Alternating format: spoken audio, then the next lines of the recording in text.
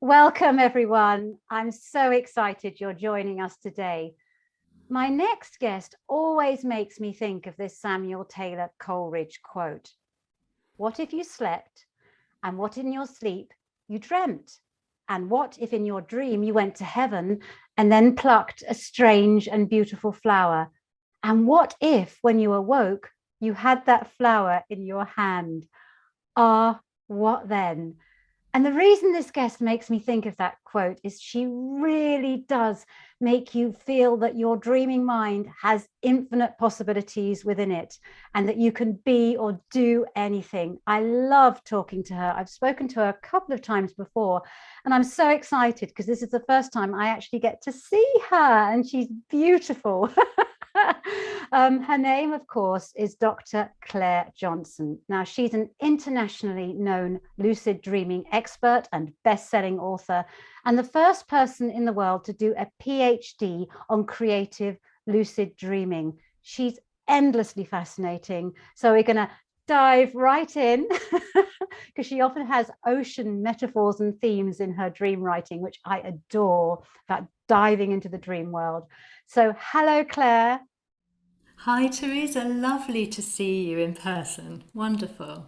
It is, isn't it? Because we've spoken before, haven't we? But only audio only. And I've Yeah. admired your work so much. And I am really like Alice in Dreamland with this summit, talking to people that I have admired in the world of dream work for a very long time. And to get to speak to them, I feel truly honored.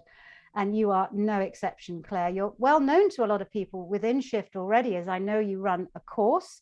But for people new to Dr. Clare Johnson, would you mind just sharing who you are, what you do, and your passion for lucid dreaming?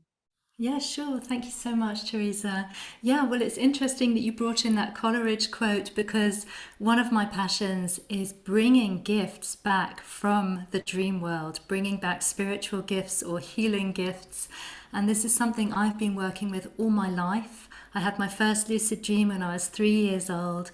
I also had lots of scary nightmares and out of body experiences, sleep paralysis experiences, and all of those experiences just catapulted me into the world of dreams. And I had to figure out for myself what was going on there, what I could do there, how it all worked. And I learned how to transcend fear and bring back gifts.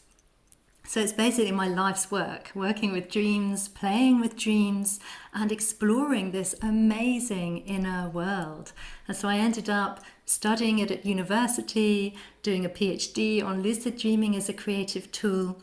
And I went on to become president of the International Association for the Study of Dreams. And I've just been teaching for many, many years now, too many to count, and it just never fails to excite me. The incredible, powerful gifts that people can encounter in dreams, in lucid dreams, and also in liminal states of consciousness that I'd like to talk about today. You know, those kind of the liminal states where you're floating on the cusp of sleep, those threshold states can also be extremely valuable and powerful for us to explore. Oh, thank you. And you also run ocean retreats, don't you? Hence my backdrop. Yes, I know. I love that backdrop. I love everything to do with the ocean, and for me, it really does symbolize the unconscious. And I have many dreams of diving into the ocean as a mermaid and finding treasures and bringing them back. So it's wonderful. And the ocean retreats are usually in Portugal. They're absolutely gorgeous. So a small group of dreamers, you can go so deeply into this work. So it's Oh, one of my I'm passions. glad you said mermaid. I can see you as that actually in the world of spirit, in the invisible realm. I can just picture it. But anyway, let's just do some basics. Lucid dreaming, of course, is knowing or being aware you're dreaming when you're dreaming. But how do people who are new to this get lucid? Ah, yes. Well, there are many ways of working towards greater lucidity. One of the things that we need to do is build our waking awareness, our waking lucidity, becoming more aware of this actual moment right now, which is this, what state of consciousness are we in right now? Are we dreaming right now? Let's question it. Let's define it. It's not just either you're awake or you're asleep and there's nothing in between. Let's look at the nuances of consciousness. Let's be alert to them. Let's be lucid about the way that we live our life, the thoughts that we think. So, yeah, that's one part of becoming more lucid in our dreams, is to become lucid in our life. We can also work at recalling our dreams and writing them down or drawing them, just to honor them and to bring them more into our waking consciousness.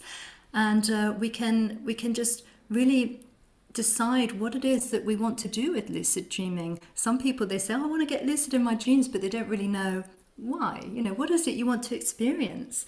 Do you want to work at improving a sports skill, which scientific studies have shown we can do this effectively in lucid dreams? Or would you like to discover more about the nature of consciousness?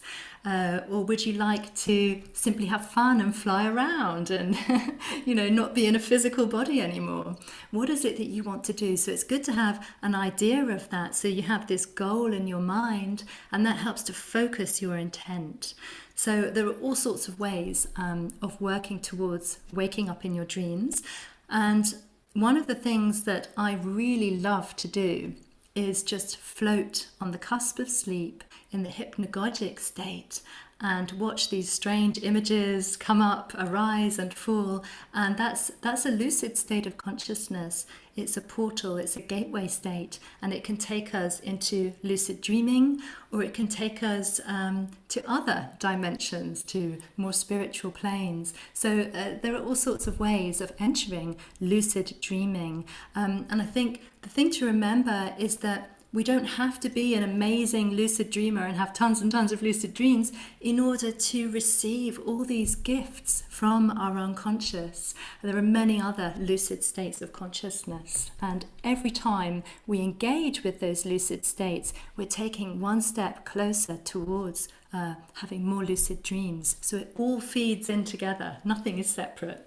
Oh, well, I'm starting to get more lucid in my dreams, and the trouble is, I get so excited when it happens. I wake myself up. You got any advice for people who've had that? I can't help it. I just get so excited. I'm dreaming. This is a dream. Poof, it's gone. It's like an inception. All the buildings fall down. You know that scene when the dream collapses. That's right, it collapses. Yeah, we get too emotional, too excited, Yeah. and it goes. So I developed a technique called the Clear technique, Clear. And this is what you do when you become lucid in a dream to calm it down, to stabilize that state of consciousness. The first thing is to take a deep breath, calm yourself down, and then look around at the dream. Keep your eyes moving, because often lucid dreams happen in rapid eye movement state of consciousness, and so it's good to keep those eyes moving. People find that if they fix one point for a long time at the start of a lucid dream, it sometimes wakes them up.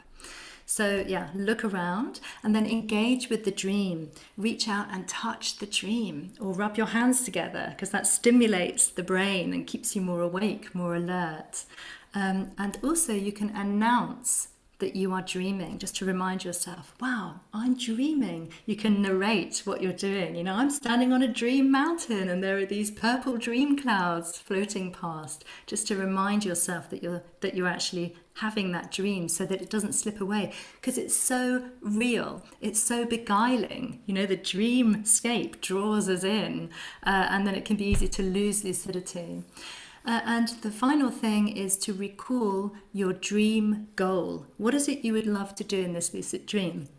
Would you like to sit and meditate? Would you like to hug a dream tree? Would you like to try a dream flight? Would you like to connect with a deceased loved one? Would you like to ask a question of the dream and receive wisdom?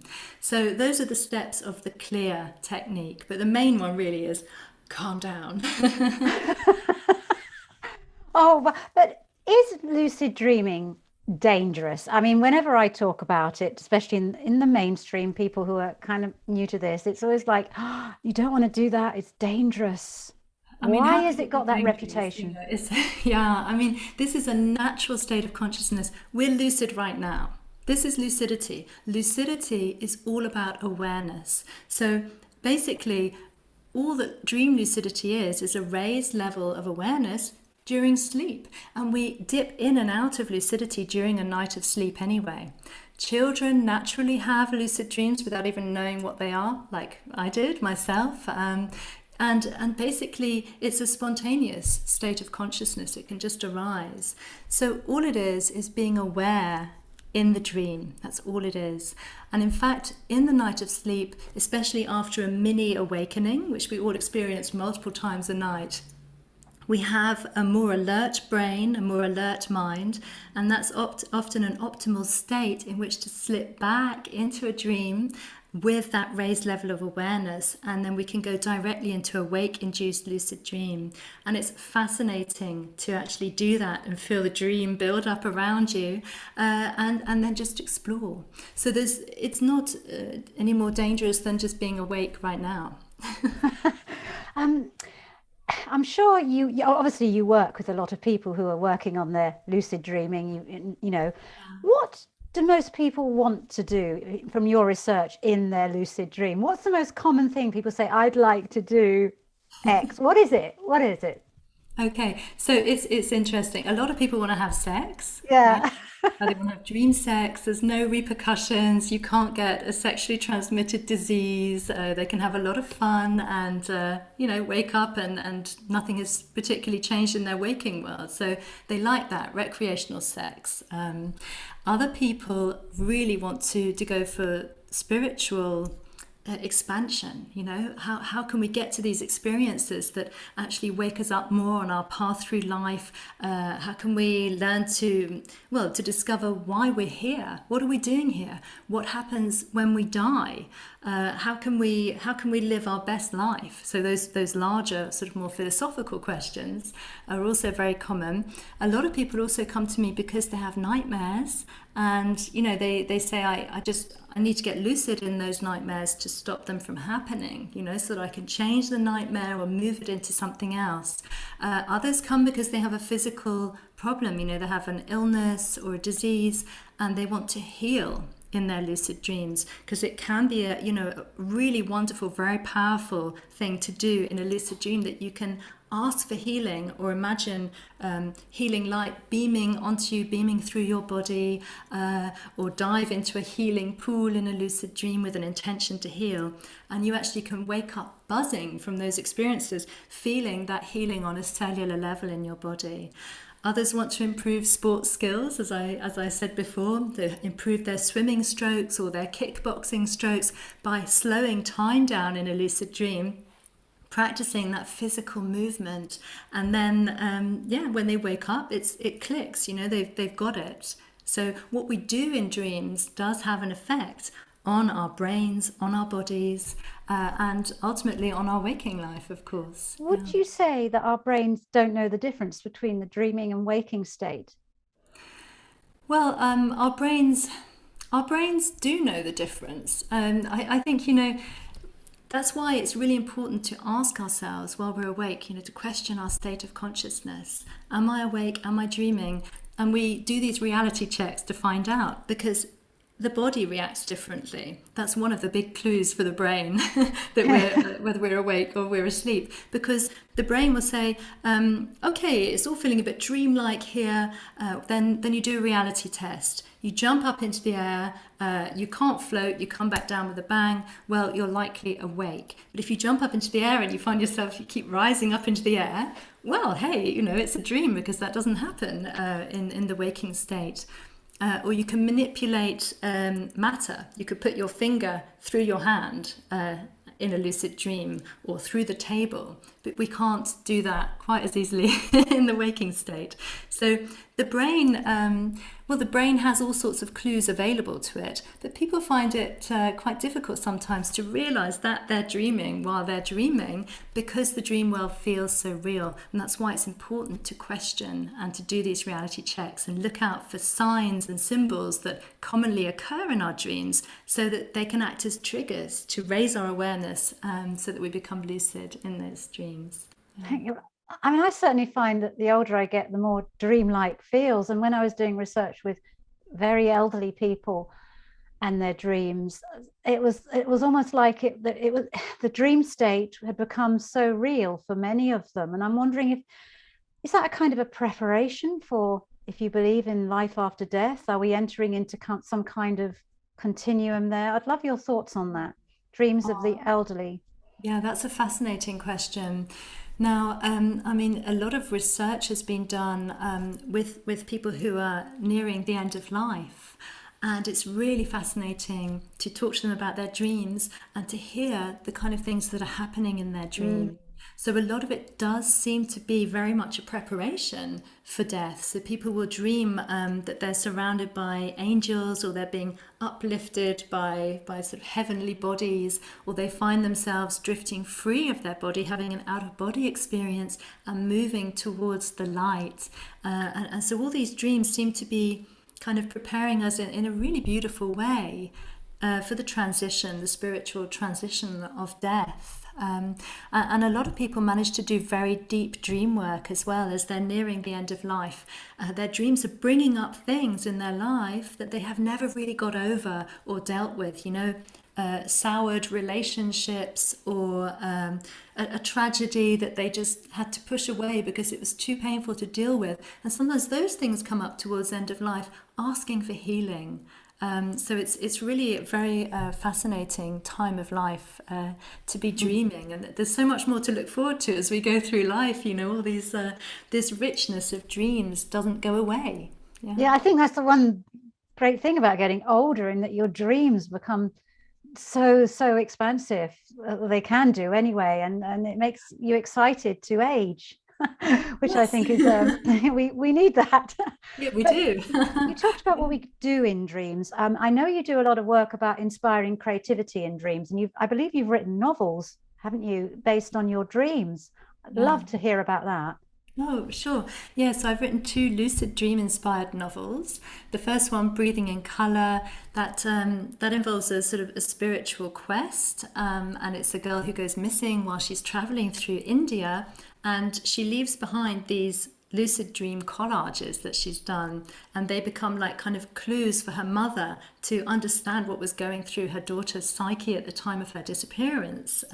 So that's one of them, and the way that lucid dreaming helped me with that was it helped me with the plot. Like I could go in there and say, I want to meet this character from my novel, find out more about that character, and realize, okay, the plot's not going in the right direction because actually he's feeling like this. So I need to change the plot. And so I would react to what I would learn about the plot and the characters in my lucid dreams.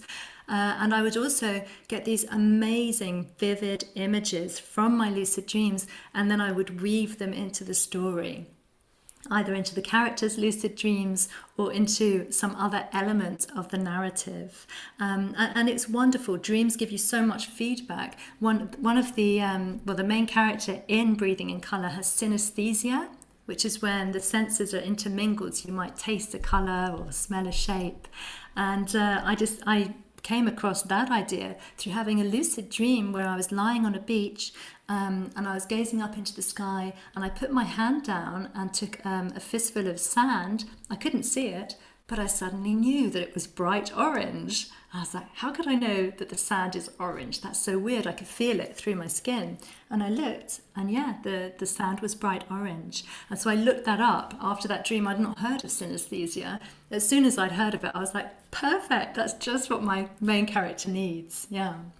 So you can really kind of draw on your dreams in all these fascinating ways. And with Dream Runner, it was a different kind of thing that was more to do with nightmares, moving nightmares. We all have this natural sleep paralysis when we dream, and some people unfortunately don't have it, so they enact their dreams, and it can be pretty dangerous. So that novel explores what could happen when someone is physically enacting violent dreams. So yeah. With so many great novels and works of art and literature, movies have been inspired by dreams, lucid or non-lucid. And I was listening to you and I was thinking, oh my goodness, this should be a movie or a series. It sounds Awesome. Mm. Oh, and do you help other people explore their creativity and through their lucid dreams as well? Is that what you do on retreats? I'm trying to. Yeah, exactly. That's one of the things I teach, and one of my main methods is lucid writing, which is when you go into a kind of light trance state, you relax and you bring a vivid dream into your mind and you allow it to develop and change, and then you write without stopping. It's like flow writing, without stopping to think, no judgment. And it's quite amazing what can come out of that lucid writing. It keeps that connection with the unconscious mind. You're working with dream symbols, dream images, and they just start to transform and transmute on the page. I started teaching that technique when I was finishing up my PhD. I taught it as a creativity technique, but suddenly people in my workshops were like, healing recurring nightmares, or understanding why they had a particular destructive pattern going on in their life, because they just in 5 minutes of lucid writing they'd had all these realizations. Then I realized, wow, this is actually a transformative healing technique, and so that really opened it up for me, and I've been teaching it ever since. Well, it certainly can. I think if you want to do some creative writing and you're having a block, just write down your dream, whether it's lucid or not. I think that can be a great starting point, couldn't it, to fire up that creativity. You Yeah. mentioned nightmares then. That's just a question I would like to ask you. How can lucid dreaming help ease nightmares? Because I get messages from people who are frightened sometimes to go to sleep because the nightmares keep them awake, or wake them up, I mean. Yeah. How can lucid dreaming techniques help there? Yeah, well, like you, I was inundated with messages from people with nightmares saying, please, help me make the nightmares stop. And that's why I wrote The Art of Transforming Nightmares, purely as a response to those people, because I was spending so much time writing the same things to people. Yeah. And I also realized that there were so many individual differences in terms of sleeper and dreamer types, that it would be really helpful to create a book where there were all these different practical techniques that fit different sleepers and dreamers. So there's a nightmare quiz in that book as well, which people can go through to lead them to the practices which would be best for them to help them with their nightmares. And what I often say to people is, like, although the top question is, how do I stop my nightmares? Actually, nightmares can be seen as healing gifts. They come to help us and heal us. They come to make us whole. They are a red flag saying, hey, look at this. This issue has not been resolved. Hey, come and look at this issue. And if we ignore it, they come back again and again, maybe with a different kind of nightmare story, but the same theme. Or maybe it's exactly the same nightmare repeating. So the way to work with nightmares, the best way, the healthiest way to work with them, is to unwrap them, to do gentle dream work with them, to go back in there as an empowered dreamer and choose a different nightmare response, choose a nightmare solution, and be flexible and realize that you have so much more power than you think, and you can change the nightmare story. And changing that nightmare story can be just absolutely vital for people who are having really terrible nightmares. They change the story. It sounds really simple just to do that, but it's a well-known PTSD technique as well.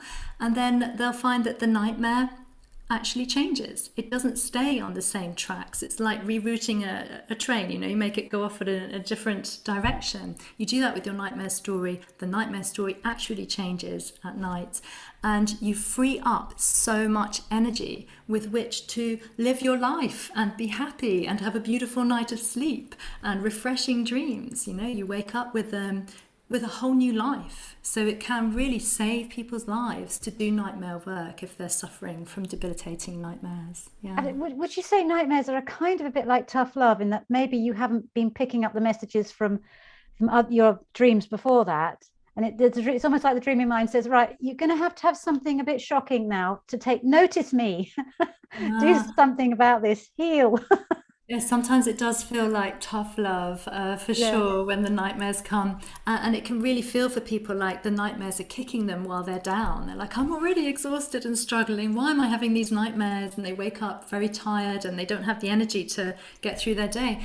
But yes, it really is a question of face the nightmare with a therapist if it's a really terrible nightmare and really upsetting for you. But go back into there and find the gift, find the message. allow the healing to happen, and we can heal on very deep levels of our soul when we do nightmare work. So in fact, that's another reason they're a gift, because they have so much energy, they pack such a powerful punch, that when we unleash the healing within that, wow, it's big. I know, and your Art of Transforming Nightmares is a blissful read, actually, very, very motivating.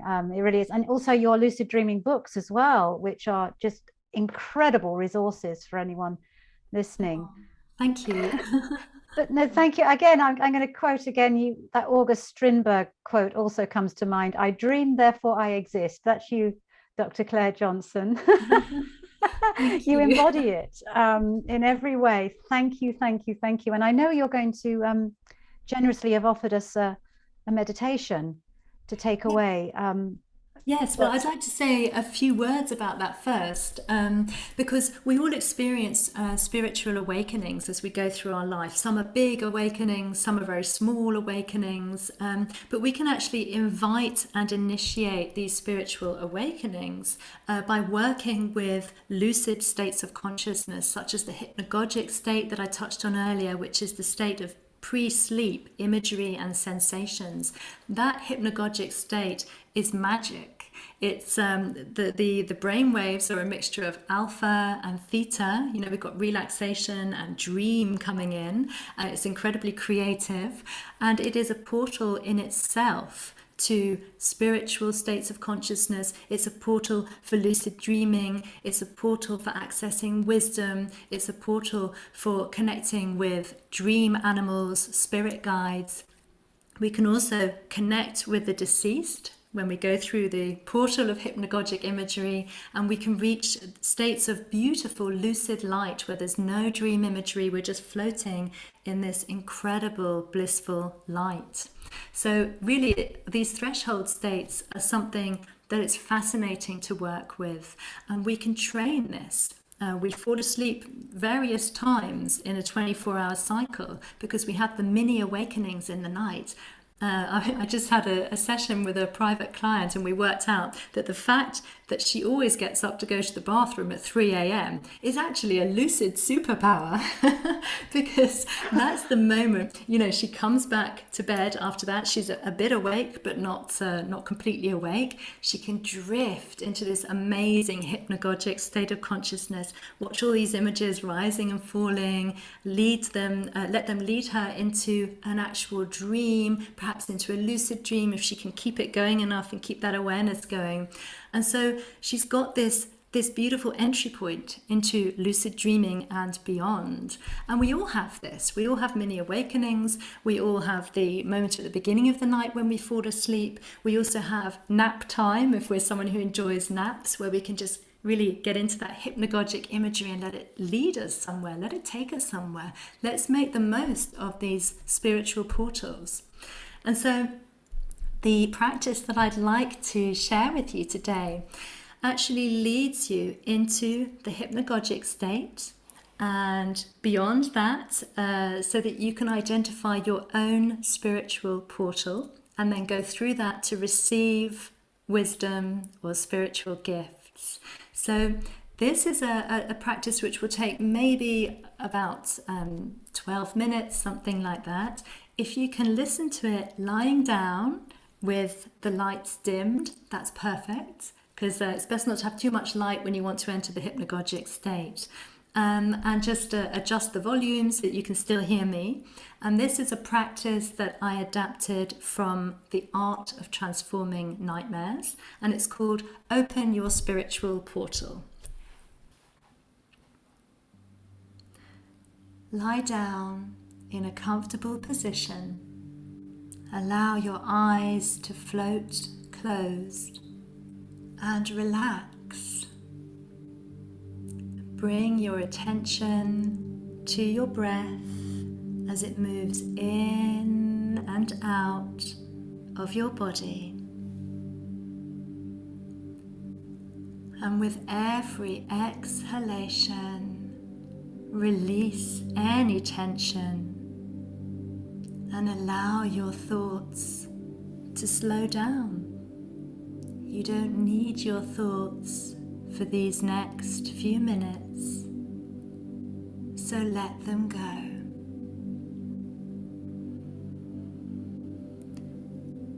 And now imagine a beautiful ball of light of any color floating above your head. And now feel that warm light at the crown of your head, beautiful and relaxing. And now experience the ball of light moving gently down into your head, bringing a sense of calm and well-being as it moves down into your neck and shoulders, moving down through your arms and hands, relaxing you more. And the ball of light moves into your chest, warming your heart, and down into your belly and hips, releasing any tensions. And the light moves down your thighs and knees and all the way down to your feet, so that you are encased in this wonderful light.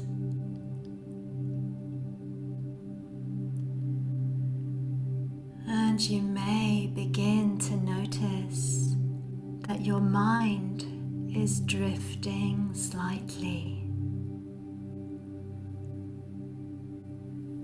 You may become aware of light forms advancing or receding, or geometric shapes.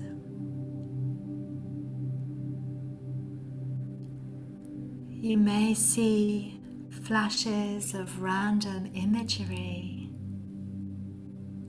like a pink kite, or a child's face, a flickering fire, or a dolphin in the ocean. Stay aware and observe any imagery as if it's a surrealist movie, without getting attached to it.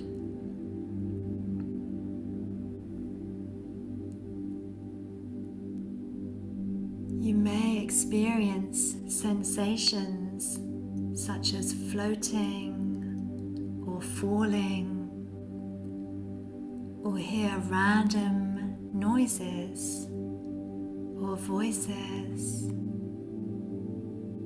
or feel vibrations. These images and sensations are all a natural part of the hypnagogic state. So relax and observe with detachment.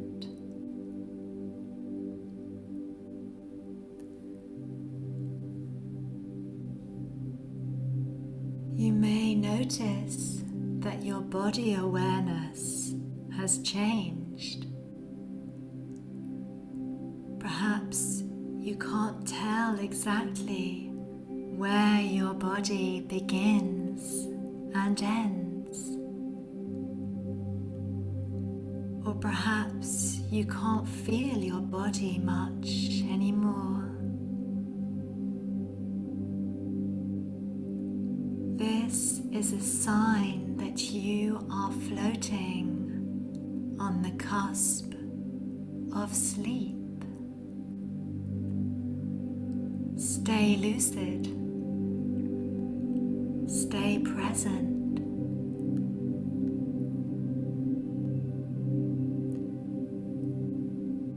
And now, before you, you see a wonderful portal forming.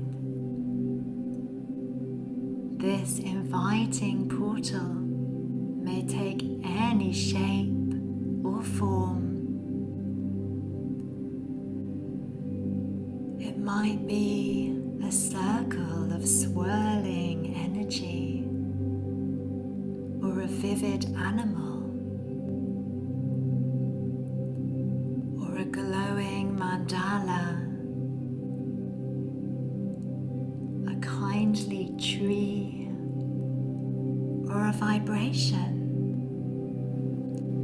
See what comes up for you, and with every tap of the gong, your portal becomes clearer and stronger.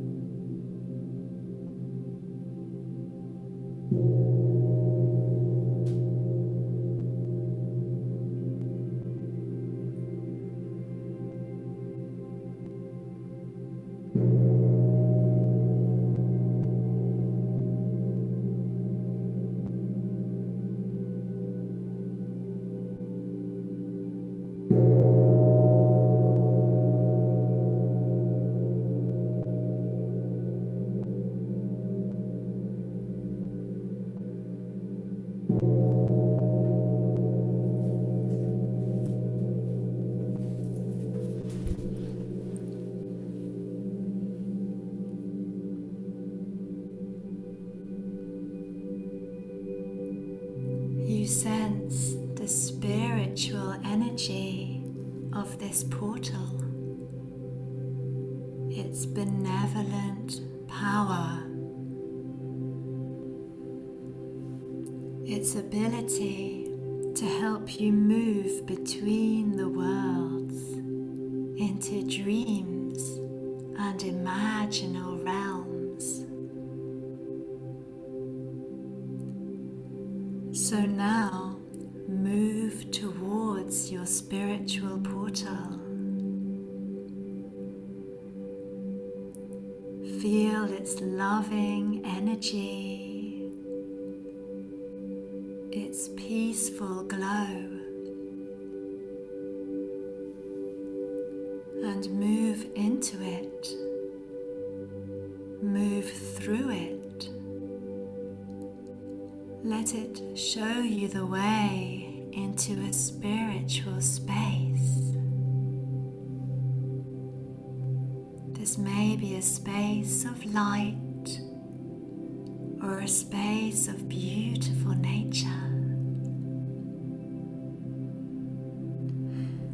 And here perhaps you will experience a loving light or a wise presence or a powerful animal protector or spirit guide. Or perhaps you'll simply experience deep peace and joy. Take some time now to see what happens for you in this spiritual space.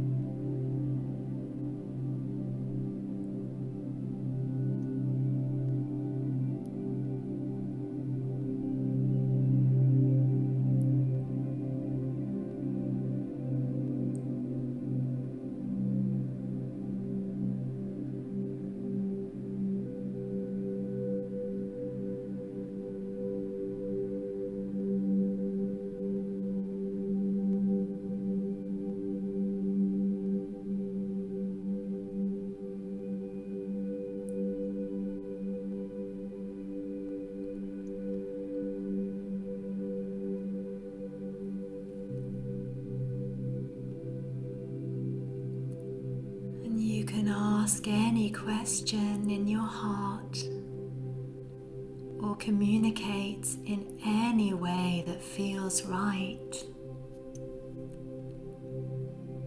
or receive the wisdom or energy that you are here to receive.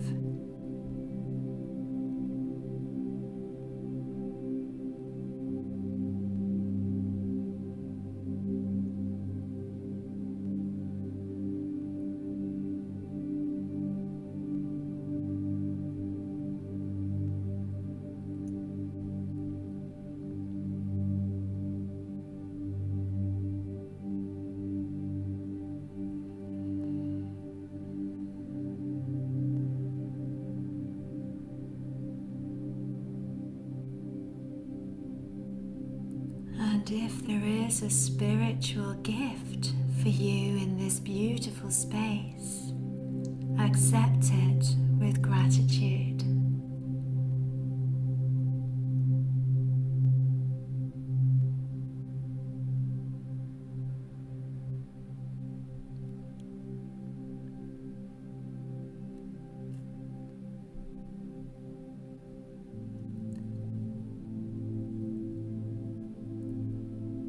And prepare to return with your gift and any wisdom or insight you have experienced.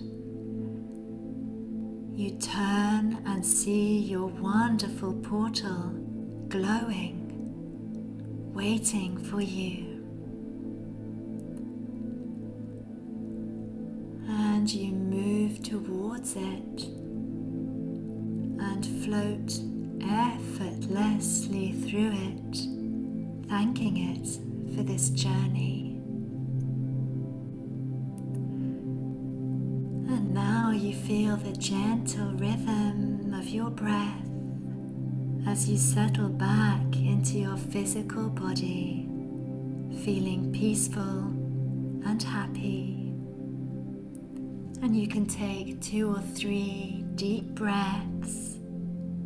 Each breath embodies you further. And you can wiggle your fingers and toes. Open your eyes and look around at the beauty of this world. Notice colors and shapes and smile, knowing that you can travel through your spiritual portal anytime you like. Welcome back. Oh, bliss. Oh. I feel so mellow because I'm quite a tense person, and that was thank you so much. That was blissful. You're welcome. I really felt like I was in a turtle's dream in outer space, that Frank. Thank you so much, Claire. How can people connect to you, find out about your shift course? What's the best entry point to your universe? Well, my website is deepluciddreaming.com, and I lead various courses. The Shift Network one is Lucid Dream Play. I also lead a 30-day Power of Dreams course to guide people towards lucidity and through nightmares into healing. So yeah, the website is the best way of contacting me, Deep Lucid Dreaming. Yeah. Oh, well, thank you so much for the gift of your precious time today and your precious dreaming wisdom. It's much appreciated. Thank you. And I hope everyone listening dives right into their dreams tonight after listening to this. I hope so too. Thank you so much, Teresa. It's always wonderful to chat to you.